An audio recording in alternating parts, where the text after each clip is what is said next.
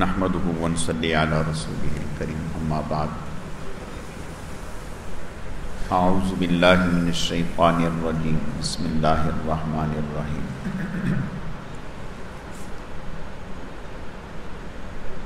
ان تجتنبوا کبائر ما تنہون عنہ نکفر عنکم سیئاتکم وندخلکم مدخلا کریما صدق اللہ مولانا العظیم۔ میرے عزیز و دوستو، اللہ رب العزت کا بے حد کرم ہے، احسان ہے کہ اللہ پاک نے ہمیں دین سیکھنے، سمجھنے اور عمل کے جذبے سے جمع فرمایا ہے۔ اللہ تعالی ہم سب کے آنے کو، جمع ہونے کو، مل بیٹھنے کو اپنی بارگاہ میں قبول و منظور فرمائے۔ ہم سب کی کمی کوتاہیوں کو معاف فرمائے۔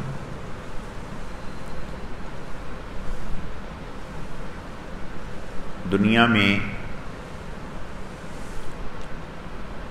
حالات کو اللہ پاک نے اعمال سے جوڑ دیا۔ ہم پر جو حالات آتے ہیں یہ حالات خواہ انفرادی ہوں یا اجتماعی، من حیث القوم ہوں یا من حیث الافراد،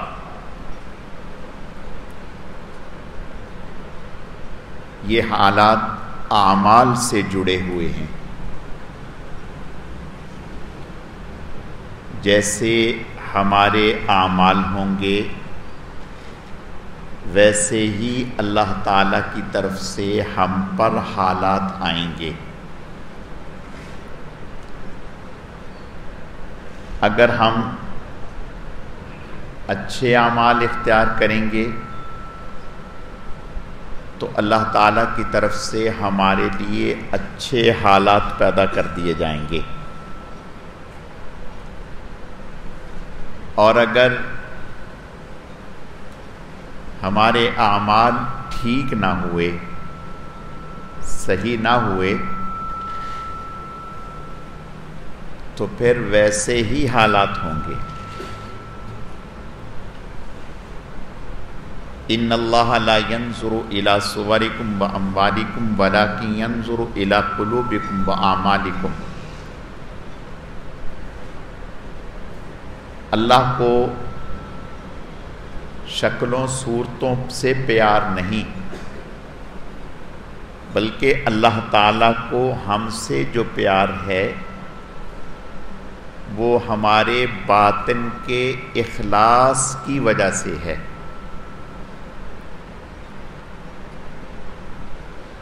شکل کا بدصورت ہی کیوں نہ ہو، لیکن اگر اس کے اعمال خوبصورت ہیں، اچھے ہیں، تو اللہ کو اس پر پیار آتا ہے۔ پھر اللہ کو ایسا پیار آتا ہے کہ اللہ اسے محبوب کائنات بنا دیتے ہیں۔ حضرت بلال رضی اللہ تعالیٰ عنہ شکل و صورت کے، ذات پات کے، مال و دولت کے اعتبار سے کوئی زیادہ بہتر نہ تھے، یعنی ایسا نہ تھا کہ شکل و صورت کی وجہ سے ان پر پیار آئے، مال و دولت کی وجہ سے ان پر پیار آئے، حسب و نسب کی وجہ سے ان پر پیار آئے، ایسا نہ تھا، لیکن اعمال ان کے بہت اچھے تھے اور خوبصورت تھے۔ ایسے اعمال تھے کہ زمین پر چلتے تھے، قدموں کی آہٹ عرش پر سنائی دیتی تھی۔ انہی اعمال کی بدولت حضرت عمر رضی اللہ تعالیٰ عنہ فرمایا کرتے تھے کہ بلال ہمارے سردار ہیں، بلال ہمارے سردار ہیں۔ ابو لہب، لہب کہتے ہیں شعلے کو، ابو لہب کے معنی شعلے والا، یعنی ایسا حسین اور ایسا خوبصورت تھا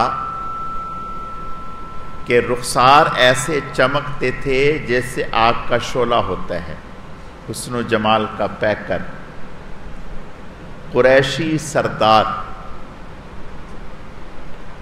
شکل اچھی تھی، اعمال اچھے نہ تھے، خائب و خاسر ہوا، تباہ و برباد ہوا۔ اس کی ذلت کو، رسوائی کو اللہ نے قرآن میں بیان کر دیا۔ تبت یدا ابی لہب وتب ما اغنی عنہ مالہ وما کسب سیصلی نارا ذات لہب وامرأتہ حمالۃ الحطب فی جیدہا حبل من مسد۔ نہ اس کا حسب و نسب اسے بچا سکا، نہ مال و دولت بچا سکا، نہ شہرت اور اقتدار بچا سکا، جو بھی اس کے اوپر حالات آئے اس کی بدعمالیوں کی وجہ سے آئے۔ تو پتہ چلا قوموں پر یا انسانوں پر جو حالات آتے ہیں، ظہر الفساد فی البر والبحر بما کسبت ایدی الناس، بحر و بر میں جو بھی فسادات برپا ہوتے ہیں، خشکی میں ہوں یا تری میں ہوں، یہ تمہارے ہاتھوں کا کیا دھرا ہے۔ شیطان ایک بات چلاتا ہے، وہ کیا چلاتا ہے؟ وہ یہ چلاتا ہے کہ یہ ایسا کر لیتا تو ایسا ہو جاتا، یہ ایسا کر لیتا تو ایسا ہو جاتا، اس نے ایسا کیا تو یوں ہوا، اس نے ایسا کیا تو یوں ہوا۔ شیطان ہماری نظر صرف ظاہر کے اوپر لگاتا ہے، ظاہری اسباب کو جوڑ توڑ میں ہمیں گھماتا پھراتا رہتا ہے۔ ہم ان ظاہری اسباب میں الجھے رہتے ہیں۔ ہم کہتے ہیں کہ یہاں سے یوں ہو گیا، یہاں سے یوں ہو گیا، یہاں سے یوں ہو گیا، یہاں سے یوں ہو گیا، اس لیے ایسے حالات ہوئے۔ نہیں، یہ تو موٹی سی مثال ہے۔ بھئی کیوں انتقال ہو گیا؟ ایکسیڈنٹ ہو گیا۔ بھئی کیوں انتقال ہو گیا؟ ہارٹ اٹیک ہو گیا۔ بھئی کیوں انتقال ہو گیا؟ بلڈ پریشر شوٹ کر گیا۔ یہ ظاہری اسباب ہیں۔ جو پیچھے باطنی اسباب ہیں وہ یہ ہیں، اللہ کی طرف سے اذا جاء اجلهم لا يستأخرون ساعة ولا يستقدمون، اللہ تعالیٰ کی طرف سے ہر انسان کے لیے ایک وقت مقرر ہے۔ جب وہ وقت مقرر آ جاتا ہے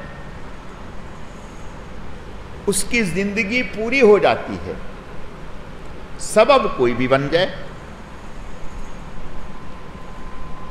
اور اگر اللہ تعالیٰ کی طرف سے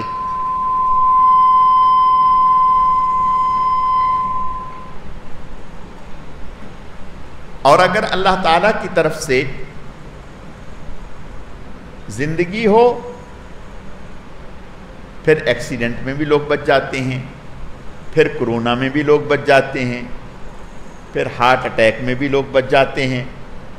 بھئی کیا ہوا؟ اس کو وقت پہ ٹریٹمنٹ مل گئی۔ یہ نہیں کہیں گے کہ اللہ تعالیٰ کی طرف سے ابھی اس کی زندگی باقی تھی۔ تو میں عرض یہ کرنا چاہتا ہوں کہ ہم حالات کو اسباب کے تحت جوڑتے ہیں اور ڈھونڈتے ہیں. نہیں، اللہ تعالیٰ کا ایک غیبی نظام ہے. ایک تو وہ نظام ہے جو ہمیں نظر آ رہا ہے، بھی اس نے ایسا کیا تو ایسا ہو گیا، اس نے ایسا کیا تو ایسا ہو گیا. یہ ظاہری نظام ہے. اس نے ایسا کیوں کیا، اس نے ایسا کیوں کیا، اس نے کلمہ کفر کیوں بولا، اس نے ایمان والا کلمہ کیوں بولا، کس نے بلوایا. بات سمجھ میں آ رہی؟ ایک ظاہری نظام ہے جو ہمیں نظر آ رہا ہے، اور ایک غیبی نظام ہے جو اس ظاہری نظام کے نیچے چھپا ہوا ہے اور اصل وہی ہے، وہ نظر نہیں آ رہا. میں اس کی مثال عرض کرتا ہوں. اللہ پاک نے موسیٰ علیہ السلام کی والدہ کو وحی کی، وَأَوْحَيْنَا إِلَىٰ أُمِّ مُوسَىٰ أَنْ أَرْضِعِهِ فَإِذَا خِفْتِ عَلَيْهِ فَأَلْقِيهِ فِي الْيَمِّ وَلَا تَخَافِي وَلَا تَحْزَنِي إِنَّا رَادُّوهُ إِلَيْكِ وَجَاعِلُوهُ مِنَ الْمُرْسَلِينَ. حضرت موسیٰ علیہ السلام کی والدہ کی طرف اللہ نے وحی کی. اب وہ وحی کس طرح سے؟ یاد رکھیں، ایک ہوتی ہے وحی تشریعی اور ایک وحی لغوی کہلاتے ہیں. وحی تشریعی یعنی شرعی احکام پر مشتمل وحی، یہ صرف نبیوں پر ہوتی ہے. اور ایک ہوتے ہیں کہ چپکے سے کوئی بات کسی تک پہنچا دینا، یہ وحی جانوروں کی طرف بھی ہو جاتی ہے، جیسے قرآن میں کہتے ہیں اللہ پاک وَأَوْحَىٰ رَبُّكَ إِلَى النَّحْلِ، آپ کے رب نے وحی کی شہد کی مکھی کی طرف. تو یہاں شہد کی مکھی کی طرف وحی کرنا قرآن کہہ رہا ہے. اور غیر نبی کی طرف وَأَوْحَيْنَا إِلَىٰ أُمِّ مُوسَىٰ، موسیٰ علیہ السلام کی والدہ کی طرف وحی کی. یعنی وحی کے کیا معنی؟ ایک وحی کا معنی ہے کوئی بات کہنا، اور ایک وحی کا معنی یہ ہوتے ہیں کہ دل میں مضبوطی سے کسی بات کو ڈال دینا، یقین ہو جانا کہ یہ بات جو میرے دل میں آئی ہے یہ اللہ کی طرف سے ہے، کسی انسان کی طرف سے نہیں.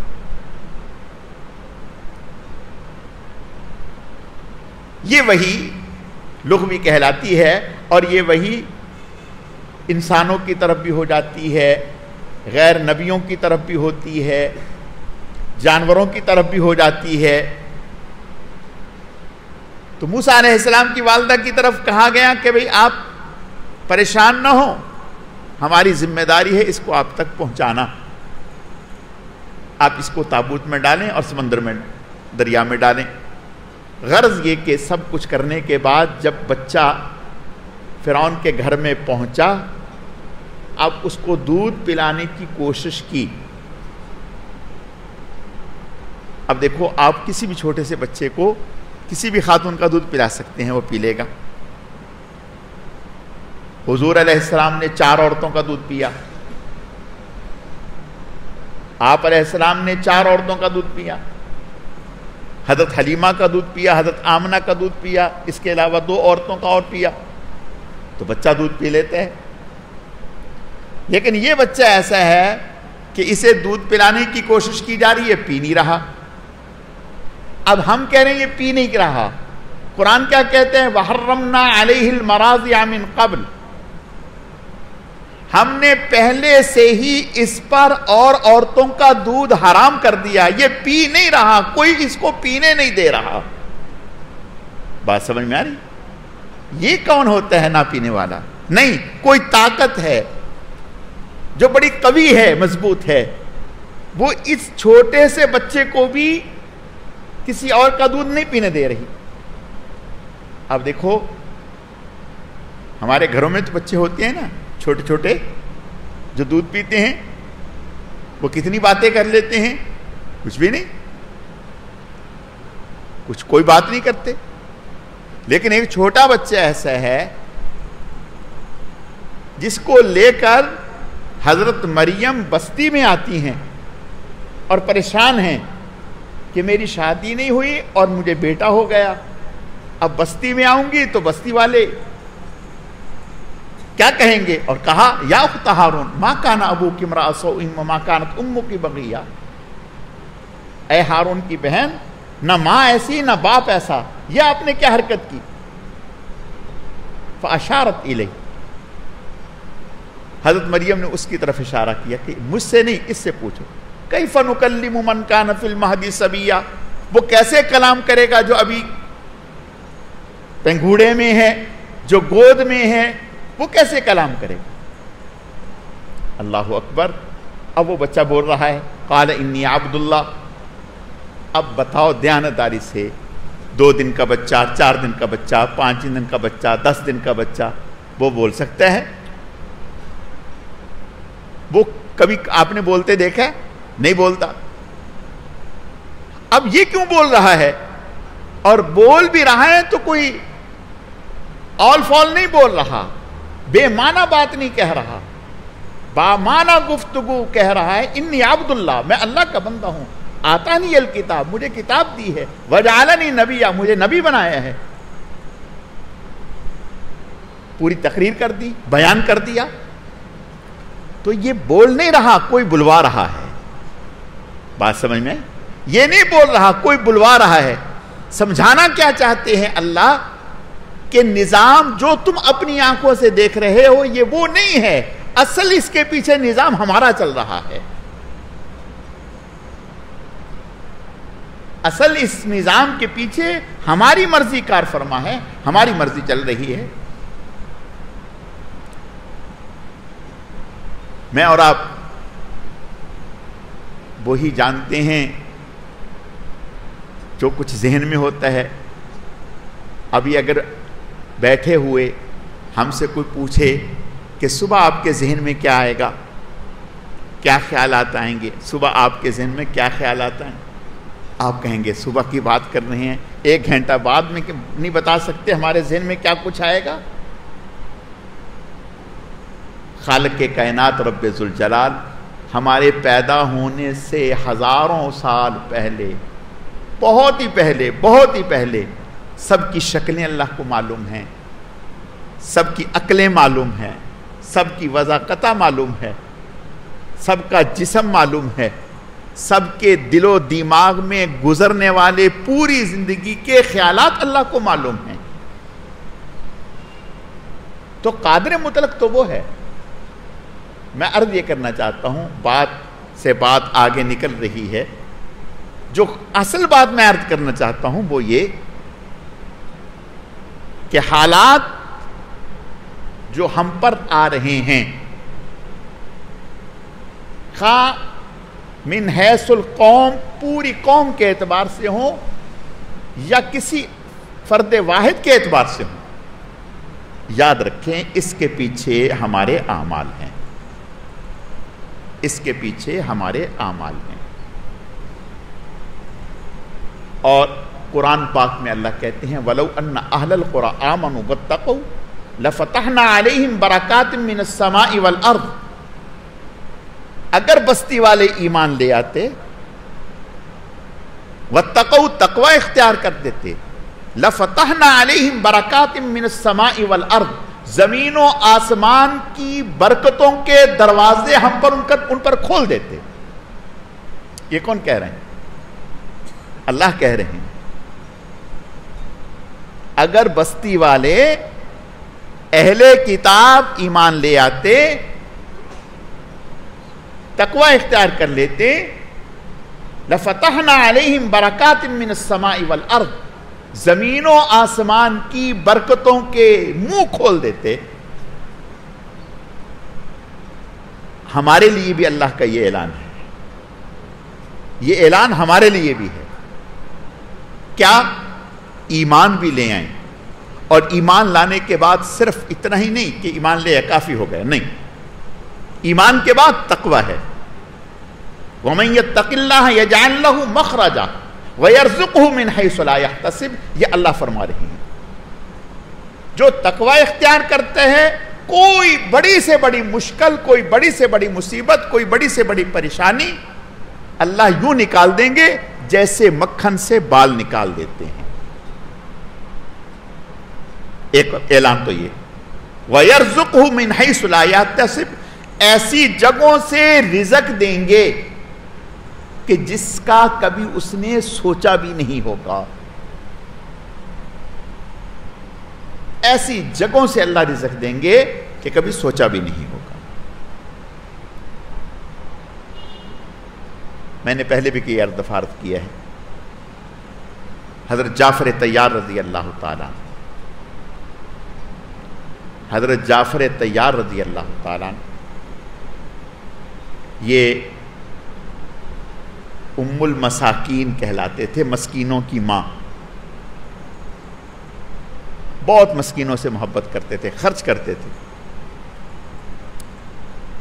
ان کے بیٹے تھے عبداللہ بن جعفر اور اسی طرح عون بن جعفر۔ انہوں نے پیسے لینے تھے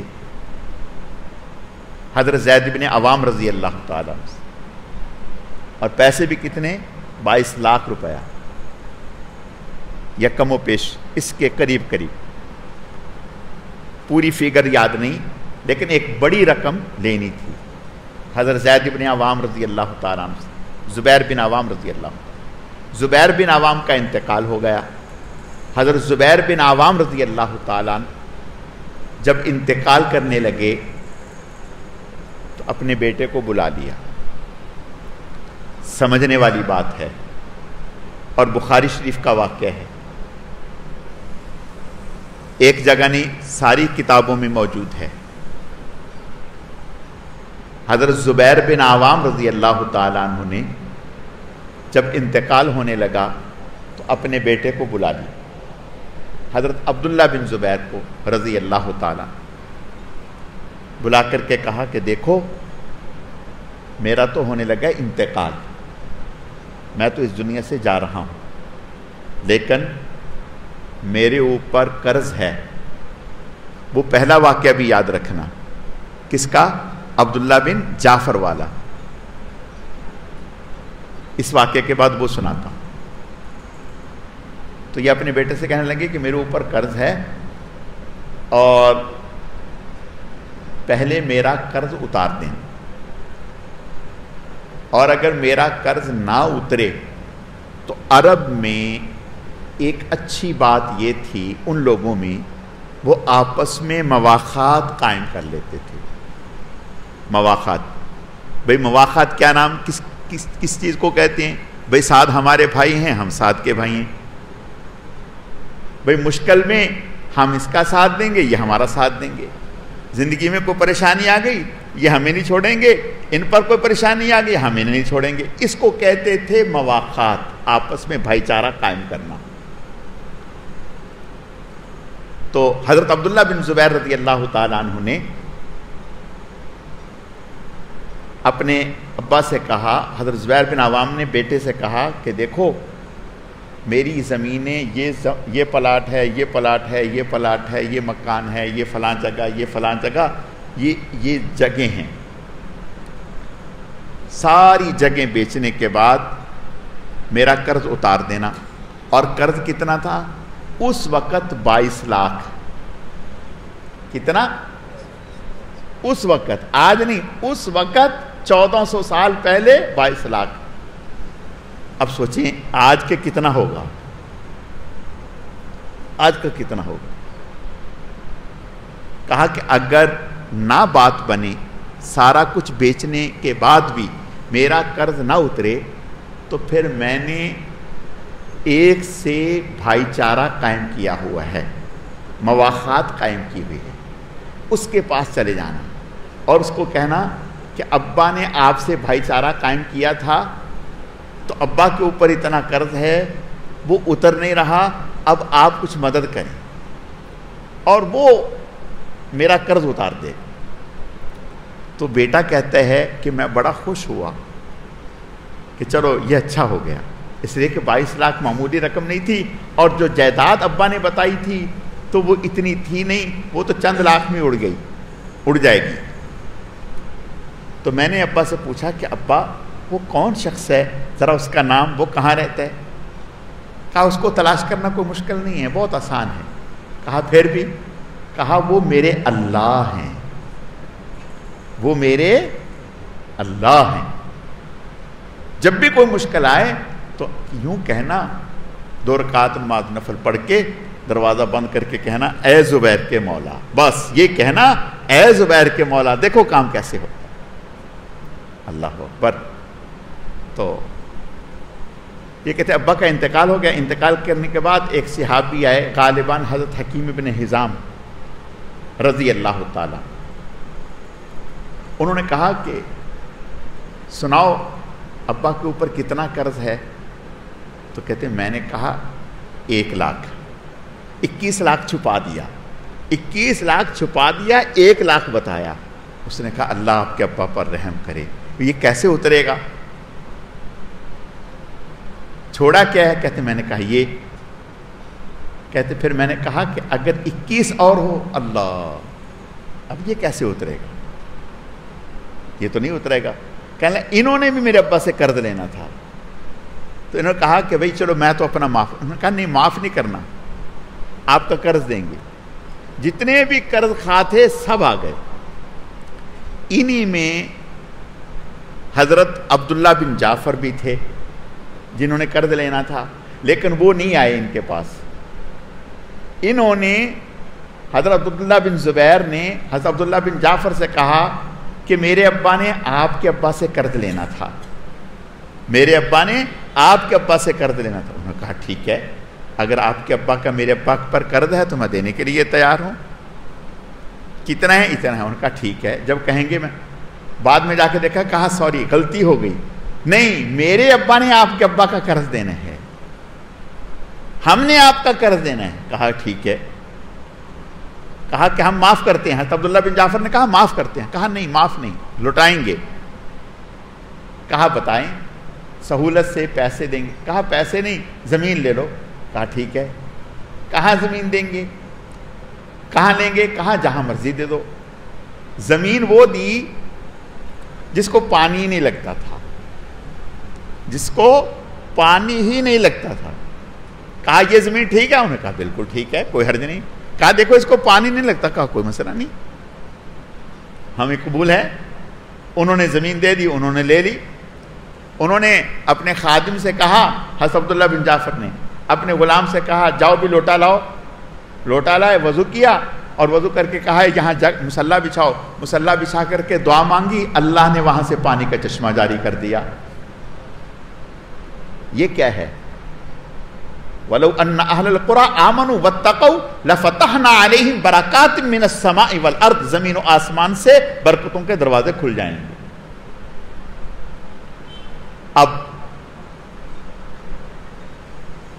حضرت عبداللہ بن زبیر کہتے ہیں رضی اللہ تعالیٰ عنہ کہ ابا کا 22 لاکھ قرض اتار دیا، 22 لاکھ قرض اتار دیا۔ بھائیوں نے کہا لاؤ بھی لاؤ، جائیداد میں سے ہمیں حصہ دو۔ میں نے کہا نہیں دوں گا۔ بھئی کیوں نہیں دو گے؟ میں نے کہا 3 سال یا 4 سال تک میں حج کے موقع پر یہ اعلان کروں گا، جہاں ساری دنیا کے مسلمان جمع ہوتے ہیں، کسی نے میرے ابا سے قرض لینا ہو تو میں دینے کے لیے تیار ہوں۔ 4 سال تک اعلان کرتے رہے کہ کسی کا میرے ابا پر قرض ہو تو میں دینے کے لیے تیار ہوں۔ جب کوئی نہیں آیا، کوئی نہیں آیا، پھر میں نے ابا کی پراپرٹی کو تقسیم کیا۔ جب تقسیم کیا تو فرماتے ہیں کہ میرے ابا کی 4 بیویاں تھیں، 4 بیویاں تھیں۔ جب ابا کا انتقال ہوا 4 بیویاں، اور بیوی 1 ہو، 2 ہو، 3 ہو، 4 ہو، 8واں حصہ آتا ہے، سب کو 8واں حصہ۔ تو کہتے ہیں 4 بیویوں کو 8واں حصہ آیا، اور ہر بیوی کے حصے میں 12 لاکھ آئے۔ 8واں حصہ 48 لاکھ روپیہ بنا۔ کتنا بنا؟ 12 کتنے ہو گئے؟ 24۔ پھر 12 کتنے ہو گئے؟ 24 دونا کتنا ہو گیا؟ 48 لاکھ۔ एक हिस्सा 48 लाख बना 22 लाख कर्ज उतारने के बाद। फरमाया ये अल्लाह की तरफ से बरकतें थी, वरना कुछ ना था। और फरमाते हैं कि फिर जब भी कोई मुश्किल आई, बस मैंने इतना ही कहा, दरवाज़ा बंद करके 2 रकात नफल पढ़ के अल्लाह के सामने हाथ फैलाकर, ए ज़ुबैर के मौला, मेरी ये मुश्किल हो गई, परेशानी आ गई, इसको दूर कर दे, फौरन वो मुश्किल दूर हो जाती है। ये क्या है? वलो अन्ना अहलल कुरा आमनु वत्तक़ौ लफ़तहना अलैहिम बरकातिम मिनस समाई वल अर्द। अल्लाह जमीन और आसमान के बरकतों के दरवाजों के मुंह खोल देंगे। ये तकवा इख्तियार करने वाला, ईमान लाने वाला कोई फर्द हो तब उसके लिए अल्लाह ये हालात बना देंगे। कोई जमात हो, कोई मुल्क हो, अल्लाह उसके लिए ऐसे हालात बना देंगे। और नहीं तो फिर अल्लाह फरमाते हैं कि हम तुम्हें तुम्हारी जिंदगी में थका देंगे, थका देंगे। देखो भाई, घोड़े 2 तरह के होते हैं, घोड़े 2 तरह के होते हैं। एक घोड़ा तो वो होता है जिसको मुरब्बे खिलाए जाते हैं, मुरब्बे, और खुला छोड़ दिया जाता है। 4-4, 5-5 लोग उसकी खिदमत करने के लिए होते हैं। ये कौन सा घोड़ा होता है? ये रेस वाला शौकिया घोड़ा, जिसपे कभी कभी मालिक जो है रेस लगाता है, दौड़ाता है, और इसकी खिदमत के लिए 4 आदमी 10 आदमी खिदमत के लिए हैं, और मुरब्बे खिलाए जा रहे हैं, एक से एक नेमत खिलाई जा रही है। और एक घोड़ा वो है जो सारा दिन टांगे पे जुड़ता है और हंटर खाता है। वो सारा दिन टांगे पे जुड़ता है, काम करता है, और हंटर भी खाता है, और शाम को बड़ी मुश्किल से चारा पूरा मिलता है। तो इसी तरह बंदे 2 तरह के हैं। एक वो हैं जो अल्लाह की नाफरमानी करके इस घोड़े की तरह जो हंटर टांगे पे जुटा हुआ है, इस पे मेहनत करते हैं, सारा दिन कमा कमा के थक हार के परेशानी से रात को सोते हैं और परेशानी से उठते हैं। बात समझ में आ गई? घर में भी लड़ाई झगड़ा फसाद, जहां काम कर रहे हैं वहां भी लड़ाई झगड़ा फसाद, हर जगह परेशानी, हर जगह इसको मार पड़ रही है। क्यों मार पड़ रही है? अल्लाह की नाफरमानी पर। और एक वो शख्स है जो महबूब की चाहत पे चल रहा है, जैसे ही हालात क्यों ना हो, अल्लाह उनको मुरब्बे ही खिलाते हैं। इसलिए वो तो अल्लाह ताला के पसंदीदा लोग हैं। बात समझ में आ गई? तो भाई बात ये है, ये मैं अपनी तरफ से नहीं कह रहा, ये तो कुरान के आयत का तर्जुमा कर रहा हूं। वलो अन्ना अहलल कुरा आमनु वत्तक़ौ लफ़तहना अलैहिम बरकातिम मिनस समाई वल अर्द। ईमान ले आओ, तकवा इख्तियार कर लो, जमीन और आसमान के दरवाजों के मुंह खोल देंगे। अल्लाह के बन जाओ। बहुत सारे लोग आते हैं, परेशान आते हैं, मुसीबत ज़दा आते हैं, भाई ये परेशानी, ये मुश्किल। उनको कहते हैं अच्छा भाई नमाज पढ़ते हैं? नमाज नहीं पढ़ी जाती। अच्छा 2 पढ़ लेते हैं, 3 पढ़ लेते हैं, 4, 1 रह जाती है। कौन सी? सुबह की।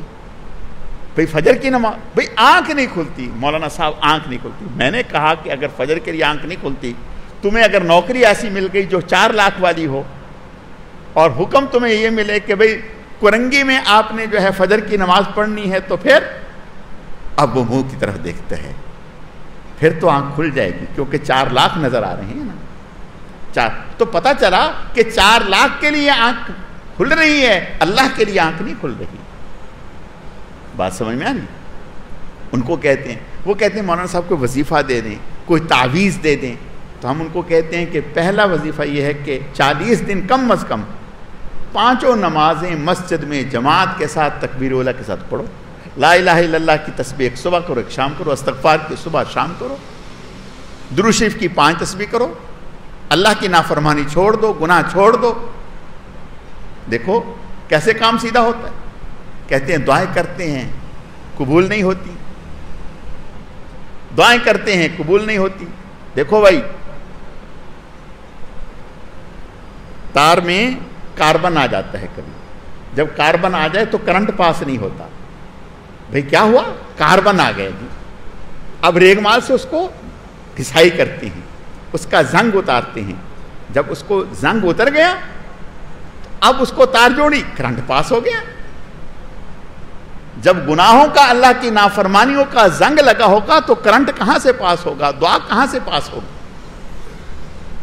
پہلے اس کو زنگ کو دور کریں, اللہ تعالیٰ سے توبہ کریں, معافی مانگیں پکی, اور پھر اللہ تعالیٰ سے مانگیں. وہ کریم آقا ہے, وہ تو دشمنوں کو پالتے ہیں, ہمیں کو نہیں دے گا.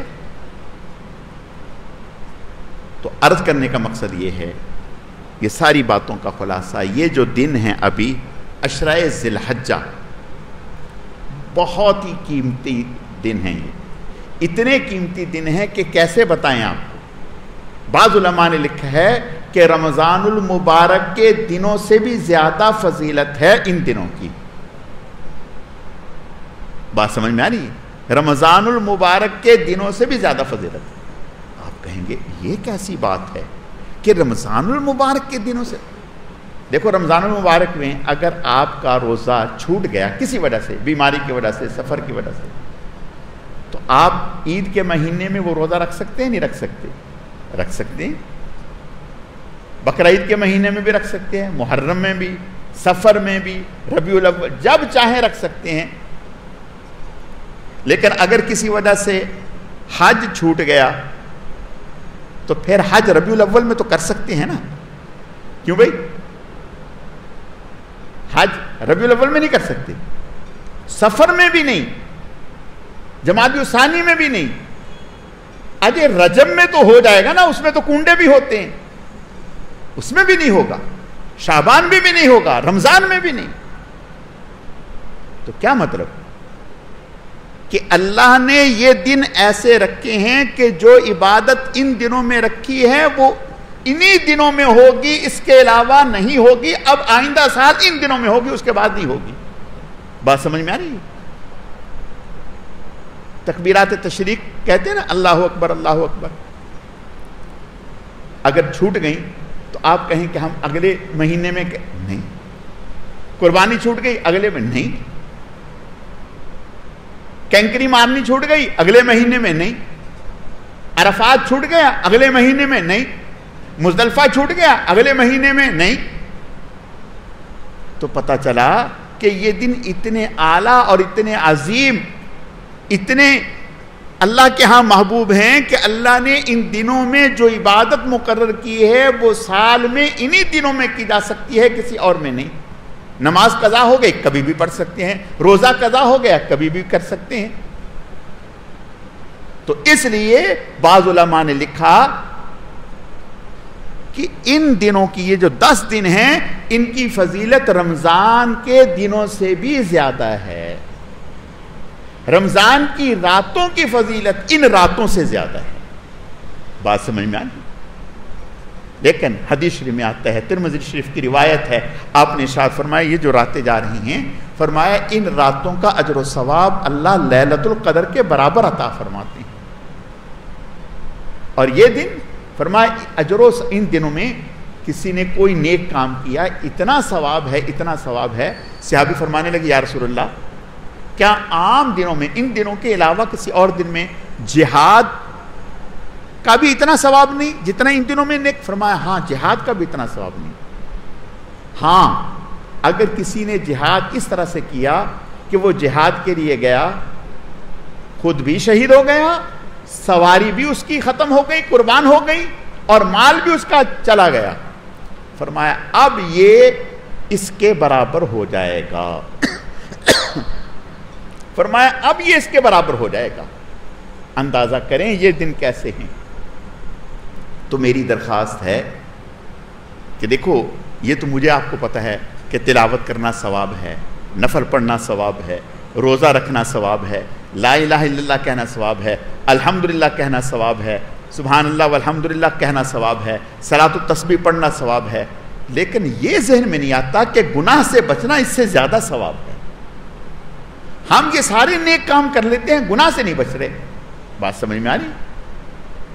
بس ان دنوں میں سب سے بڑا کام جو ہے وہ ہے سب طرف کے دروازے بند کر کے اللہ کا دروازہ کھول لیں، گناہ والے سارے دروازے بند کر دیں، بس جتنے بھی گناہ ہو رہے ہیں، اللہ کی نافرمانی ہو رہی ہیں، ان کو چھوڑ دیں۔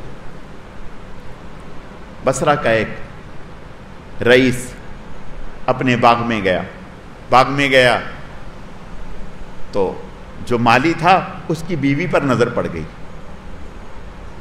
تو دل میں شیطان آ گیا۔ اب مالی کو کسی کام سے باہر بھیج دیا، اس کی بیوی سے کہا کہ جاؤ بھائی دروازے بند کر دو۔ وہ گئی، دروازے بند کر کے آئی، کہا سارے دروازے تو بند کر دیے، لیکن اس نے کہا لیکن کا کیا مطلب؟ کہا ایک دروازہ بند نہیں ہو پا رہا۔ کہا وہ کون سا ہے؟ کہا وہ ہمارے اور اللہ کے درمیان کا دروازہ، وہ بند کرنا مشکل ہے۔ بس اس وقت پھر بھی خیر کا زمانہ تھا، یہ بات اتنی اثر انداز ہوئی، فوراً اللہ تعالیٰ سے معافی مانگی اور وہاں سے ہٹ گیا۔ میں عرض یہ کرنا چاہتا ہوں، ان دنوں میں سارے دروازے بند کر دیے، اللہ کی نافرمانیوں کے جتنے بھی دروازے کھلے ہیں وہ مجھے بتانے کی ضرورت نہیں، ہر آدمی اپنے اندر جھانک کر دیکھ لے کہ کون کون سے دروازے ہیں، کہاں کہاں کے دروازے ہیں، ان کو بند کریں اور یہ 10 دن خالصتاً اللہ کی عبادت میں گزاریں، نافرمانیوں سے بچ کر۔ پھر انشاءاللہ دیکھیں آپ کی مشکلیں کیسی دور ہوتی ہیں، پھر آپ دیکھیں گے برکتوں کے دروازے کیسے کھلتے ہیں، رحمتوں کے دروازے کیسے کھلتے ہیں، رزق کے دروازے کیسے کھلتے ہیں، صحت کے دروازے کیسے کھلتے ہیں، عافیتوں کے دروازے کیسے کھلتے ہیں، سکون کے دروازے کیسے کھلتے ہیں۔ پھر ہم دیکھیں، اللہ تعالیٰ سمجھنے کی، عمل کرنے کی توفیق عطا فرمائے۔ الحمدللہ رب العالمین والعاقبۃ للمتقین والصلاۃ والسلام علی سید المرسلین۔ اللہم صلی